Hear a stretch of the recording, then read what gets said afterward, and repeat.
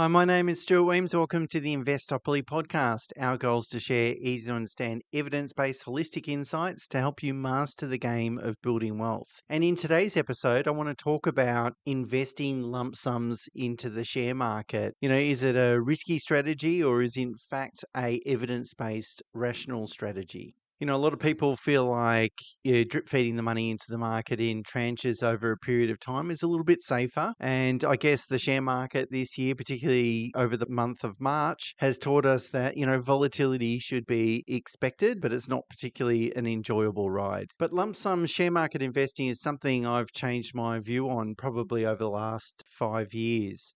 Prior to that, I've generally preferred to invest in stages, not over huge periods of time, but like if we were investing for clients and we were investing a lot of money, typically I'd spread it over maybe the course of a year or a little bit longer and maybe split it up into equal amounts and invest in equal amounts over, each month over, say, a year, for instance. And my view was that, that at least we spread our timing risk a little bit. And if the market was to rise over that period of time, yes, we've left some money on the table, but, I didn't think the difference was that material. Plus also we, kept some money up our sleeve in case there was some volatility and we could invest it more aggressively if that occurred. Notwithstanding that, we would still make the money work for us during that time. So, we still might be earning 5 or 6% in something that's relatively safe. So it's not like it's doing nothing. But as I said, I think I've softened that view. Well, no, I not think I have softened the view, partly because I think I better understand the evidence, but also I better understand the connection between it's not how you invest in terms of,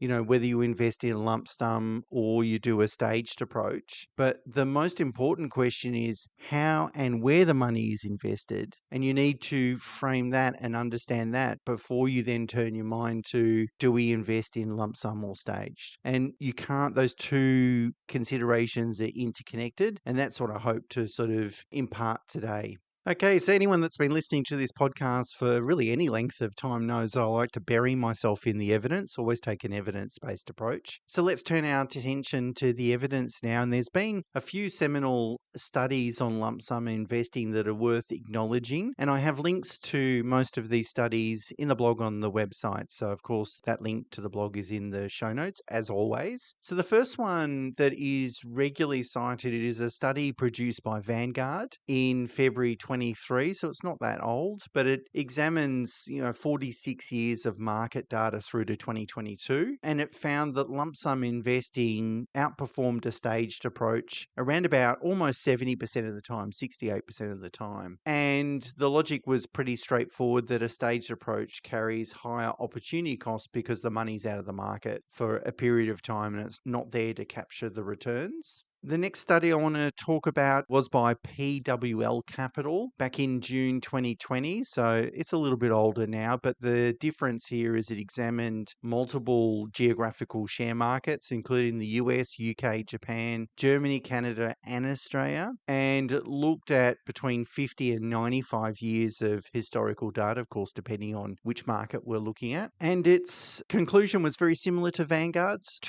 About two-thirds of the time, lump sum investing produced a better result than a staged approach. And they defined the stage approaches over a 12-month period, for instance. And they estimate that the return drag of the staged approach amounted to 0.3 to 0.4% per annum over a rolling 10-year period. So remember, that's a free 0.3 to 0.4%. I mean, we might say that's not that much. And I guess in the scheme of things, depending on what your return is, maybe it isn't that much. But it's a free return just by adopting an evidence-based approach. So really, it's available to anyone. Why not capture it? What made the PWL study interesting is it also examined sort of tougher market conditions. So what happened, for example, after, a 20% decline? And you would think, after a 20% decline or a period of very high volatility, that a staged approach was superior. But even in those cases, 54% of the time, a lump sum approach was a better approach after a period of strong market volatility. And they also looked at investing when the markets were expensive. So when shares were trading in the 95th percentile in terms of historic valuations, lump sum investing produced a superior outcome 63% of the time. Now, I reckon that's pretty surprising. I think that conclusion is pretty surprising. That's saying that it doesn't even matter that markets are expensive. Lump sum investing is still the right approach in terms of generating the long-term returns. Guess, reading between the lines, the answer for that might be because markets can, even though markets are expensive, markets can run, a lot longer and a lot faster than anyone can anticipate. So whilst they might be expensive today, it's possible they'll keep advancing, and in 3 years' time, whilst they're more expensive again, their returns have still been positive. And another study worth sharing, although it's not as detailed or formal research paper like the other two, but it was recently produced last year by an active manager, an Australian active manager called Affair Asset Management, and it analysed 50 years of the Australian share market data from 75 through to 25. And what it analysed is investing a certain amount each year at the beginning of the year, or investing that money quarterly across the year. So a little bit different than the lump sum, but I guess it still, demonstrates that the sooner you put the money into the market, typically the better off you are. And so that lump sum approach produced a return around 14%, whereas spreading across quarters, 11.3%. But the different conclusion, which is kind of interesting that study reached, was in the Australian market, a staged approach tended to produce better outcomes during a bear market. So when there's volatility and so forth, it did actually outperform, whereas lump sum investing outperformed by a much larger margin in a bull market. So I guess, you've got to try and forecast, read the tea leaves to some extent, but it was kind of interesting. Maybe the answer there is because of the market concentration in Australia in terms of two sectors, materials and financials. So the other conclusion to note is across all these studies, they noted that lump sum investing did create higher portfolio volatility. That means that in the period immediately after investing, returns can fluctuate more because you've got more exposure to the market, of course. So that just makes sense. But if investors are really focused on maximizing long-term returns, I'm making an investment today, I'm retiring in 20 years' time, I'm going to need the money, maybe in 20, 30, 40 years' time. I've got a long time horizon. All I want to do is maximize returns. Well, the answer is, according to these very deep studies, lump sum investing is the best way to go. So why is that the case? Well, the reason lump sum investing wins is because you've got to be in it to win it. That the best days of the market is where all the returns are at, and no one really knows when those best days will occur, although they tend to occur after periods of much stronger volatility, which ironically means that you've got to wear the bad days to enjoy the good days. And there's some research by fund manager Dimensional, covering 33-year period from 1990 through to 2023, and found that missing the best 25 days over that period of time almost has your return. Fidelity has a really good interactive tool that lets you look at different share markets, the Australian share market, Europe, US, etc., and allows you to look at, what happened since 2003 if you miss the best 10, 20, 30 or 40 days across that period. And, it's really stark. It's amazing that, if you miss some of those best days, your return dramatically reduces. In fact, if you miss the best 40 days in most markets, your return is pretty much nothing versus a 10 times return over that period of time. So really, the returns are going to come in only a small amount of days. We don't know when they're going to happen, but, they tend to happen after periods of higher volatility. Now, there's one really important caveat here that, certainly through my discussions with Campbell, he pointed out, so I'll give him the credit for making this observation, is that a lot of these studies won't necessarily consider opportunity cost. So what else could I do with the money? Instead of putting 200 grand into the market, what else could I do with that 200,000? And the reality is that if you've got money in an offset account, that you're earning a risk-free return that is pretty high on an after-tax basis. Like if my mortgage is costing me 6%, and let's say my tax rate is, 30%, effective tax rate, pretty reasonable, then I've got to earn really 9% pre-tax to achieve the same return that I'm getting by putting money in my offset account. So that needs to be considered in the equation. And so if we go back to the Australian study, where the O'Fair study that looked at investing at the beginning of the year or over quarters, the results would change if we assume we put the money in offset account. And that's why for many of our clients, for instance, we will invest on a monthly basis. We feel like that gives us opportunities to change how we're allocating those investments over the course of the year. So it gives us more flexibility around constructing a portfolio and navigating risks and opportunities in the market. But also in the meantime, even if the client could put, instead of putting $10,000 a month into the share market, if they could put $120,000 at the beginning of the year, in the meantime, they can keep that money in the offset account. And we feel like that really balances out. So you've got to consider that opportunity cost. Anyway, it really does add weight to that old adage that it's time in the market, not timing the market, that the more you invest and the longer you hold those investments, assuming that you're investing in something that is fundamentally sound, that's really the key success factor here. Now, if I think back, why does stage investing look so attractive?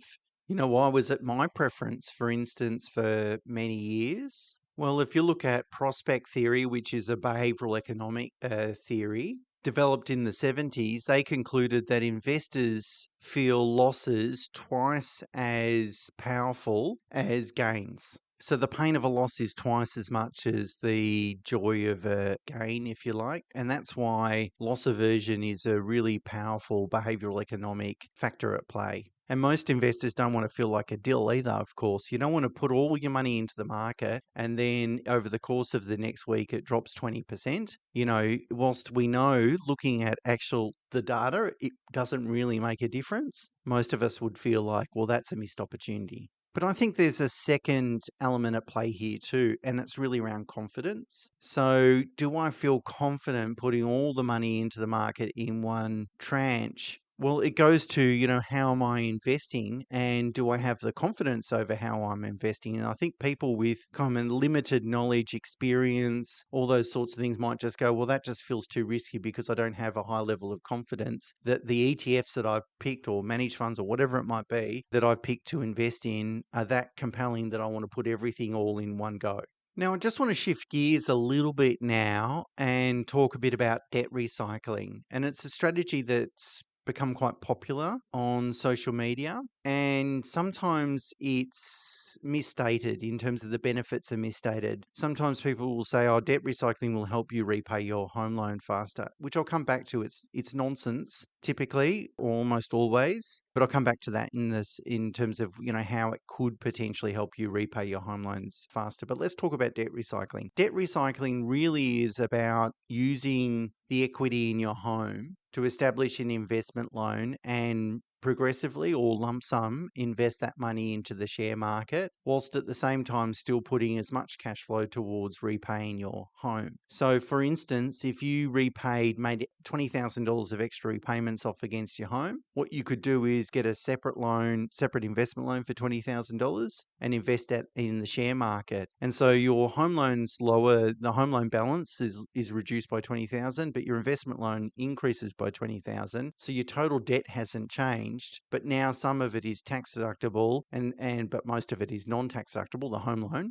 And if you do that every single year, in holding everything true, in 10 years' time, your total debt is going to be totally tax deductible and you've repaid your home loan. And that is called debt recycling because it's recycling from non-tax deductible debt to tax deductible debt. Now, it sounds like a popular strategy. It sounds like something that's attractive on the face of it. And it's easy to record a video to say, here's a strategy you can use to recycle a home. And who wouldn't want to convert their home their home loan into being tax deductible? Because depending on what sort of tax rate you're on, that can halve the cost of carrying that debt. But the reality is it doesn't magically do that. And in fact, there's a very deep study by the London School of Economics. I've got a link on the blog on the website. And they've essentially concluded that debt recycling usually reduces a person's ability to accelerate repayment of a home loan because it creates a negative cash flow. And so in most cases, the interest cost related to the investment portion of the loan will be more than the dividend income or distribution income from the investments that you receive. Right? If I'm borrowing at 6.5%, I'm not going to get a 6.5% dividend income yield, am I? So there's always going to be a shortfall. And that means you actually have less money to put towards repaying your home loan, not more, because you've got to obviously pay that from your personal cash flow. So in fact, debt recycling retards your ability or reduces your ability to repay your home loan faster, not accelerates it. Now, that said, doesn't make debt recycling a bad strategy. So particularly for households that have very strong surplus cash flow, debt recycling can be a very attractive proposition. I mean, think about it this way. Let's say I've got $10,000 a month in spare cash flow. One option could be I could put $5,000 into my home loan and $5,000 into a share market portfolio, for instance. But a far more attractive strategy could be put the full $10,000 into the home loan, reduce non-tax deductible debt, and go and borrow $10,000 a month to invest in the share market. Now, by doing that, of course, that's going to cost me money. Like I'm going to have to pay interest on that $10,000 this month, and then $20,000 next month, and then $30,000 the month after, and so on and so forth. And eventually that's going to eat into my extra home loan repayment. So instead of repaying, $10,000 a month into the home loan, I might be repaying $9,500 because I need to spend $500 on the interest cost. So I acknowledge that, but it will still be a superior strategy because there's no point having ungeared investments and a geared home loan. I may as well reduce the gearing on my home loan and in return for having much higher gearing on my investment balance. Now, if you apply the lump sum investing logic that I've just talked about, maybe a superior strategy, again, for someone that has a $10,000 a month surplus, instead of putting 10 grand into the home loan and borrowing 10,000 to invest in shares, why don't I just go and borrow $500,000 against the equity in my home, invest that in a lump sum in the share market, and then just service the interest cost. So remember, I've got a surplus cash flow of $10,000 a month, $120,000 a year. I worked out if I did that, as in invested $500,000 in the share market, the cash flow cost after tax is going to cost me maybe around $11,000 a year. So I still have $109,000 a year to put into the home loan. So it is going to reduce the amount I can repay against my home loan, but not by a huge amount. And I get to benefit from the lump sum share investing, and I get some additional tax deductions because I'm kind of negatively gearing that investment portfolio. So really, debt recycling can be a really attractive strategy. I'm a fan of it in many circumstances. But what I'm not a fan of is people on social media saying it's a strategy to somehow eliminate your home loan faster. No, in fact, in most situations, it will actually extend the period it takes to repay the home loan in the absence of doing debt recycling. But really, debt recycling as a strategy is really just a cash flow management tool. It allows you to direct all your cash flow towards repaying your home loan, but while still at the same time investing in growth assets and taking advantage of compounding returns. So from that perspective, that's why I think the benefits are often misstated. It's not that it's not a good strategy, it's just the strategy should be used in a different way.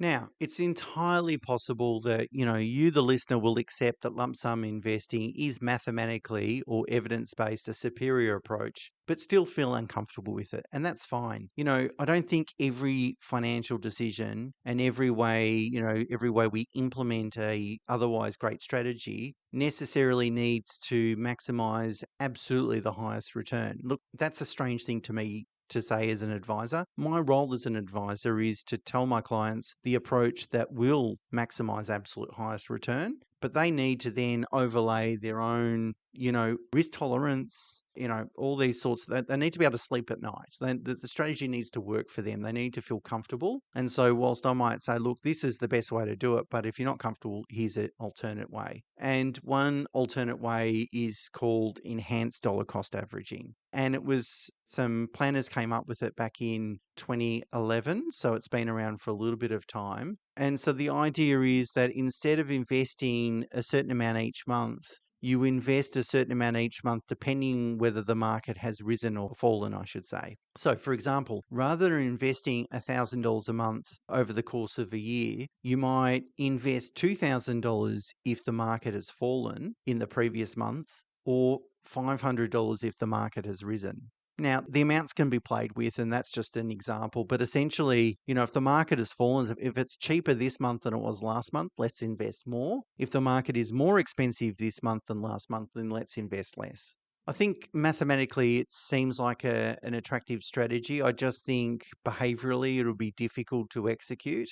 Quite often I say to clients, it's happened a couple of times, I say to clients, look, let's invest $10,000 a month, but, we've got capacity to invest more. And if the market was to really drop significantly, let's take that opportunity to invest more. And this happened in more recently. I mean, there was the tariff announcements, I think last year. There was a little bit of a drop there, a bit of an opportunity. But the biggest opportunity, I think, was when COVID hit in 2020, at the start of 2020, I think it was March. And the market really dropped. But, the backdrop was we had a global pandemic. No one knew what was going to happen. Everything was shutting down. So the backdrop was there was plenty of risk around. And at that time, we did a lot of lump sum share market investing. So, look back, the results have obviously been fantastic. But it was a challenging time to, thankfully, a lot of clients followed our instructions or our advice at that time. But it was a difficult time to make that decision. So I think you've got to think about the behavioral factors. And also by lump sum share investing, I guess you're all in, then you've just got to have the discipline to hold that view. Whereas with regular share investing, you've got to have the discipline to continue even through periods of high volatility. You've just got to blindly continue to do it. So there's some behavioral factors there that I think we need to consider.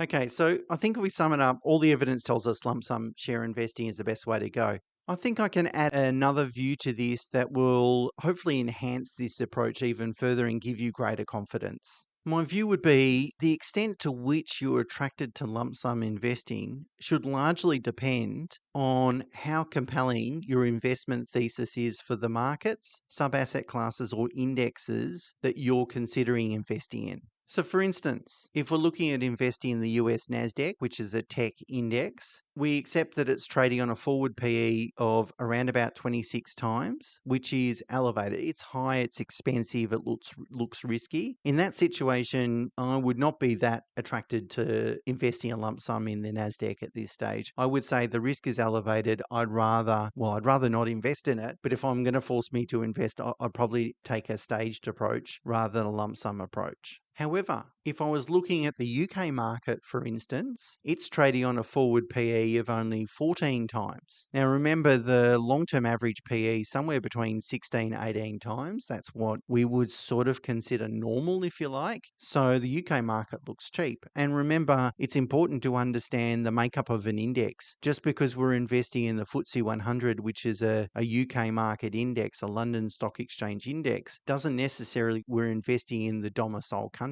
And when you look at the revenue generated by the companies in the FTSE 100, 80% of those revenues are generated outside of the UK. So to my mind, it's still a representative global index. It's just listed in the UK and it's cheap. Similarly, some emerging market indexes are trading on forward PEs of like 11 times. Like 11 times is really, really cheap. In that regard, I'd feel more comfortable lump sum investing. And that's why I think how you invest should be really shaped by what you're investing in. Perhaps the strongest combination of evidence-based thinking is to identify the most attractive markets first and then apply a bias towards lump sum investing. And I'm going to talk about this in more depth on the 22nd, so in a couple of weeks' time, where I walk you through our approach to constructing an ETF portfolio. So I think today's episode and the one on the 22nd of April will kind of work well together and should be really viewed, I guess, together or used together in terms of making sure the approach is sound.